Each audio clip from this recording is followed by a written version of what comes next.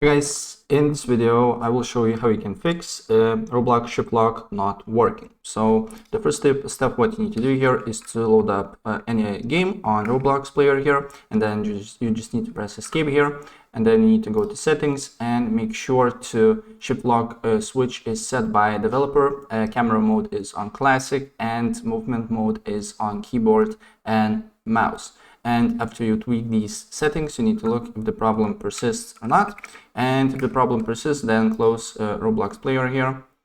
And then you need to right click on the basically desktop here. And then you need to go to display settings. And then you need to scroll down until you see scale and make sure that scale is on recommended. So for me, as you can see here, if I go back, scale recommended 100, but for you it can be 125. So basically select the one that has recommended option in it, right?